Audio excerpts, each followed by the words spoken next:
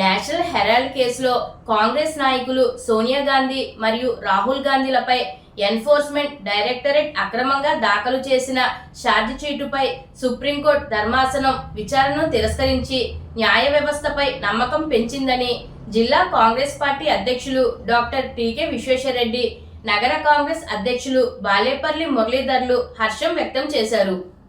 ఈ సందర్భంగా ఆంధ్రప్రదేశ్ రాష్ట్రంలో ఉన్న కాంగ్రెస్ పార్టీ నాయకులు, శ్రేణులు, కార్యకర్తలు, అభిమానులు బీజేపీ పార్టీ ఆఫీసుల ఎదుట మరియు కేంద్ర ప్రభుత్వ ఆఫీసుల ఎదుట సత్యమేవ జయతే నినాదంతో ఈ రోజు నిరసన కార్యక్రమాలు చేపట్టవలసిందిగా ఆంధ్రప్రదేశ్ కాంగ్రెస్ పార్టీ అధ్యక్షురాలు వైఎస్ షర్మిలారెడ్డి పిలుపు మేరకు తూర్పుగోదావరి జిల్లా కాంగ్రెస్ పార్టీ అధ్యక్షులు డాక్టర్ టీకే విశ్వేశ్వరరెడ్డి, నగర కాంగ్రెస్ అధ్యక్షులు బాలేపల్లి మురళీధర్ ఆధ్వర్యంలో రాజమహేంద్రవరం కంబాల చెరువు వద్ద గల కేంద్ర ప్రభుత్వ సంస్థ ఆదాయపు పన్ను కార్యాలయం దగ్గర నిరసన కార్యక్రమం నిర్వహించారు.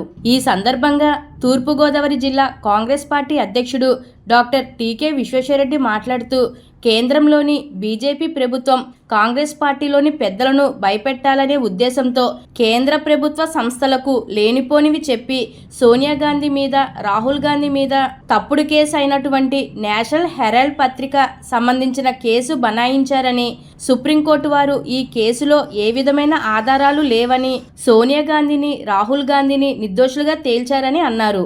అదేవిధంగా ఆంధ్రప్రదేశ్ కాంగ్రెస్ పార్టీ ఉపాధ్యక్షులు మార్టిన్ లూథర్, నగర కాంగ్రెస్ పార్టీ అధ్యక్షులు బాలేపల్లి మురళీధర్లు మాట్లాడుతూ, బీజేపీ వాళ్ళు ఎన్ని తప్పుడు కేసులు పెట్టినా సోనియా గాంధీ, రాహుల్ గాంధీ తప్పుడు కేసులను ఎదుర్కొని న్యాయ వ్యవస్థ మీద నమ్మకంతో ముందుకు వెళ్లారని, ఈ తప్పుడు కేసు విషయంలో న్యాయ వ్యవస్థ వారిని నిర్దోషులుగా చెప్పడం జరిగిందని, దీనితో న్యాయ వ్యవస్థపై, ప్రజాస్వామ్యంపై ప్రజలకు నమ్మకం కలిగించాయని అన్నారు.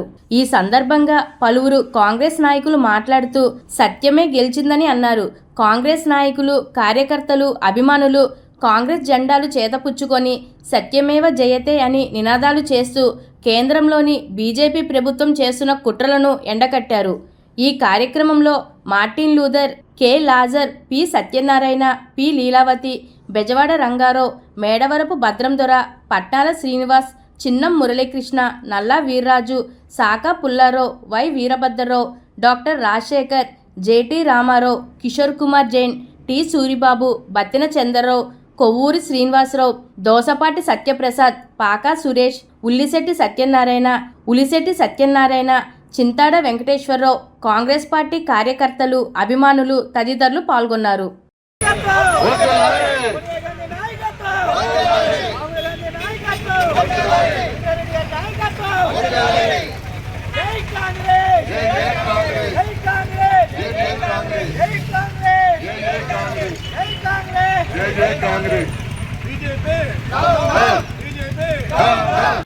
ఖండించండి నిరంకుశమైన బీజేపీ పాలనని, ప్రజాస్వామ్య విధానాన్ని కాపాడుకుందాం, భారత రాజ్యాంగాన్ని కాపాడుకుందాం, భారత రాజ్యాంగాన్ని ప్రజాస్వామ్యం కాపాడుకుందాం, భారత రాజ్యాంగాన్ని.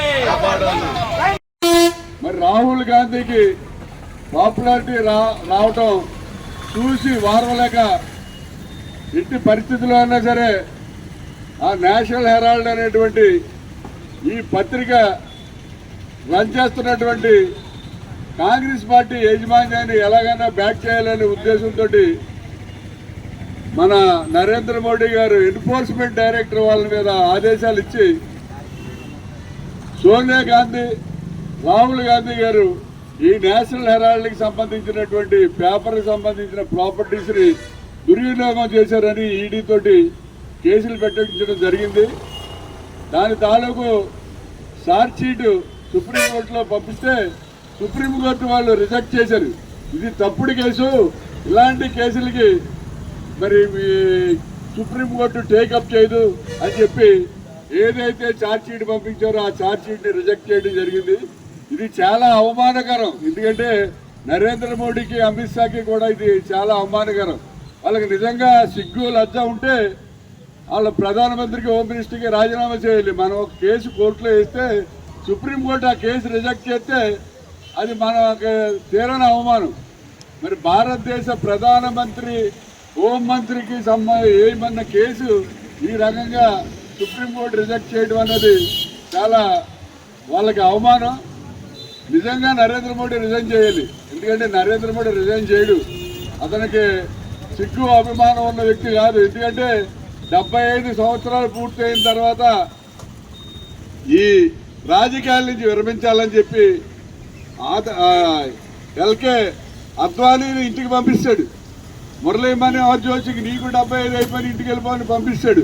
ఇతనికి 75 పూర్తయినా సరే ఇంకా సిగ్గు లేకుండా ఈయన మరి అదే ప్రధాన పదవితో కంటిన్యూ చేస్తాడంటే ఇతను ఎంత సిగ్గుమాలిన వ్యక్తి అనేది మనందరికీ కూడా అర్థమవుతుంది.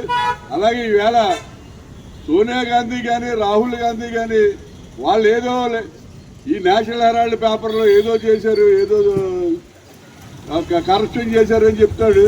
ఈవేళ భారతదేశంలో Motilal Nehru family richest family. భారతదేశ స్వతంత్రానికి మోతీలాల్ నెహ్రూ, జవహర్లాల్ నెహ్రూ గారు వాళ్ళ ఆస్తులన్నీ కూడా దానం చేశారు, వాళ్ళు ఇచ్చారు.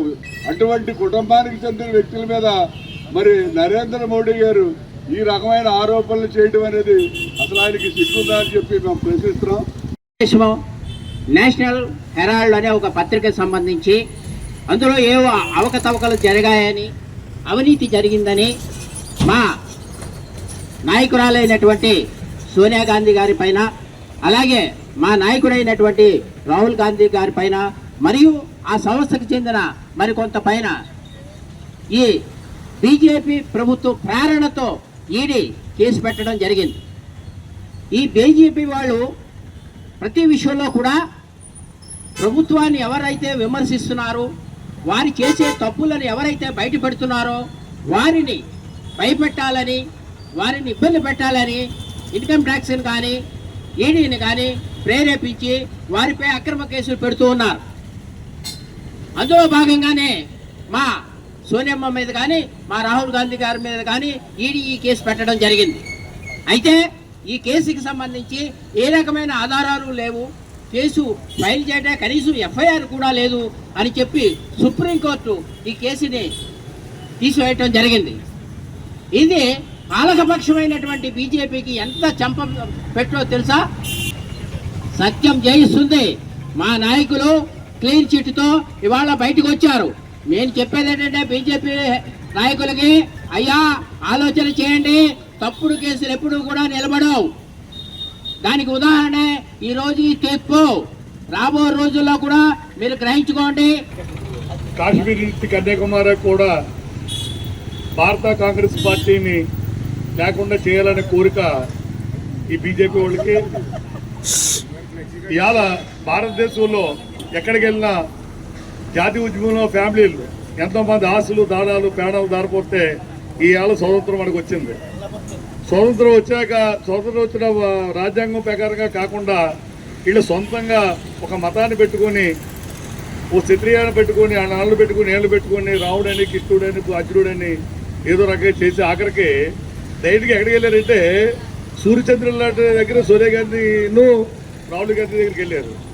వాళ్ళకి డబ్బు కక్కలేదు. వాళ్ళకి భారతీయులందరూ కూడా సుఖశాంతంతో ఉండాలని, పేదరికం ఉండకూడదని చెప్పి రాజకీయాలు చేసే ఫ్యామిలీ జోలికి వెళ్ళారండి. రేపు వచ్చే ఎలక్షన్లోని ఈ రావుడి కోసం ఏవైతే చెప్పారో అక్కడే అలయన్స్ ఎంపీ దగ్గర ఇక్కడ నేషనల్ కాంగ్రెస్ పార్టీ యొక్క ముఖ్య నాయకులు సోనియా గాంధీ, రాహుల్ గాంధీపై పెట్టినటువంటి కేసుల్ని ఓ పత్రిక, నేషనల్ హెరాల్డ్ అనే పత్రికని అందులో అవకతవకలు జరిగినాయని చెప్పేసి అనవసరమైన కేసు పెట్టి ఇవాళ కోర్టు నుంచి ముట్టుకెళ్తున్నటువంటి ఈ బీజేపీ రాజీనామా చేయాలని చెప్పి డిమాండ్ చేస్తూ ఉన్నాం.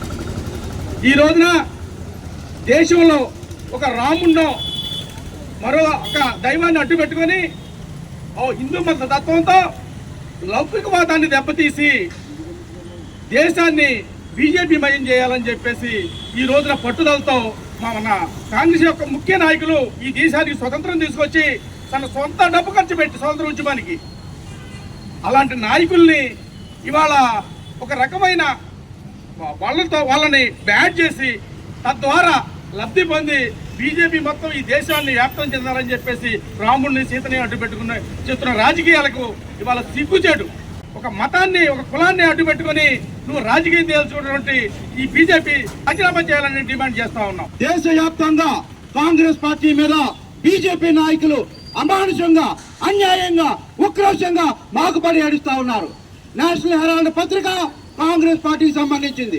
నీకేం సంబంధం?